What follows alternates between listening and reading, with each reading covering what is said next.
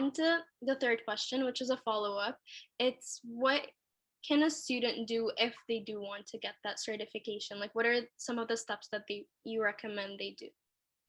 Yep. So for the level that I certify right now, which is CPT, you need 2 years of kin. So basically you have to be in third year of kinesiology or just finish second year.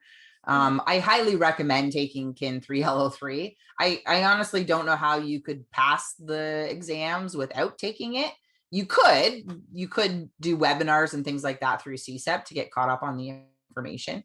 But it's probably much easier if you just took 3L03 and then you're pretty well prepared to do those exams. So I've actually designed my written exams to be kind of similar, if not even a little harder than what you would get for your CPT theory exam.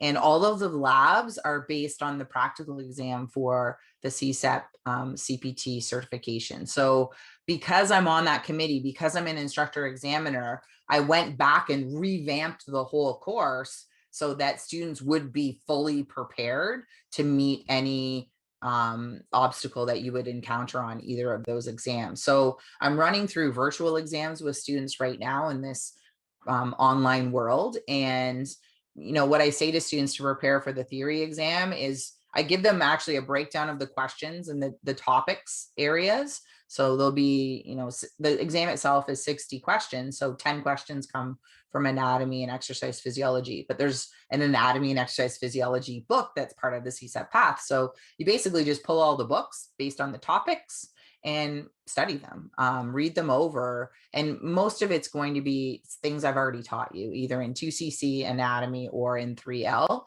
All of the content would be through mostly through those courses. And then the biggest chapter that we don't cover extensively outside of 3L is the behavior change section. So we do talk about behavior change in 3L, and there's lots and plenty to prepare you for that part of the theory exam and the practical exam. But there's also Dr. Bray's behavior change modification course. I'm not sure exactly what the title is. Physical activity behavior change, I think. It's a 4th year course, amazing companion as well for 3L, because, you know, you guys can test everyone you want. You can create prescriptions for as many people as you think, and they could be fabulous prescriptions. But if you can't get them motivated to actually do it, then it's useless, right? So really the psychology piece goes hand in hand with the exercise testing and prescription. And I highly recommend taking Dr. Bray's upper level course to do that. I think it's a 4th year course. It might be a 3rd year course, but I'm pretty sure it's a 4th year course. It's a 4th year course. Yeah, it's a 4th year course. So those are great courses to go together. For the CSEP theory exam though, the behavior change section of the path is basically what you need to study. The theory exam is totally based on the path. So every question comes out of the path or is related to content in the path if it's an applied type of question. For the practical exam, it's basically all the labs from 3L.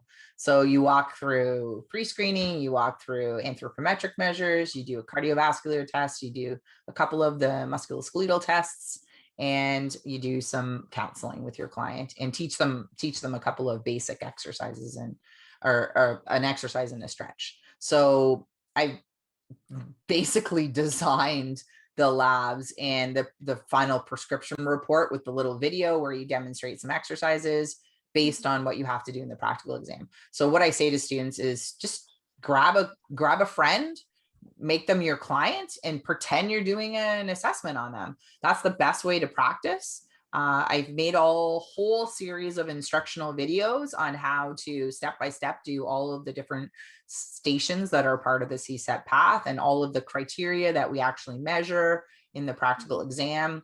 And if you watch those videos and you can kind of mimic what I'm doing, then, you know, you're pretty much guaranteed to pass. All right, well, thank you so much for that. Also, additionally, I think for the behavioral part of things as well, I took an exercise psychology course with Dr. Jeremy Walsh.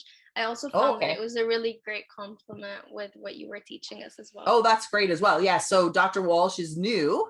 This was his first year at McMaster. So I wasn't even sure what he was teaching, frankly, for this past year. I think I thought he was doing neural control of human movement, but maybe not. No, that was Dr. Kobsar. Anyways, I wasn't aware of what he was teaching this past year. So that's another great companion course to take. I'll have to look more into that so I can make some connections with 3L as well. Yeah, absolutely. But thank you so much for that. I hope the students can take this advice and know that if they took your exercise and testing course, prescription and testing, then they can really be ready for the CSEP certification.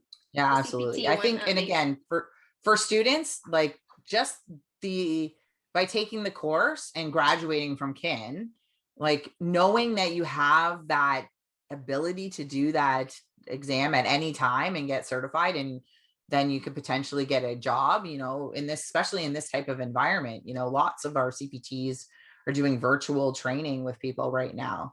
So there's opportunities to create yourself a little niche somewhere where you can make some extra money even if you want, but you don't have to do it right away. I've had students that are 2 years out of kin come back and get certified. So, and it makes it harder, obviously, the longer it's been since you've taken the material, but as long as you have your kin degree, and even now you don't have to have taken 3L, they just took that off, they're trialing it. You just have to have 2 years of kin finished. You can challenge the exams, and they're always going to be there. So I like that idea, and I think it's good for students as well to know that they have that other option there. Yeah, well, thank you so much for offering that other option. I think sometimes you get confused and you think, I don't know what to do with my life, this, that. And this is just an easy way to, even if you want to take a year off, but be working at the same time and be working in a field that you love, that's definitely something For that sure. someone can do as well.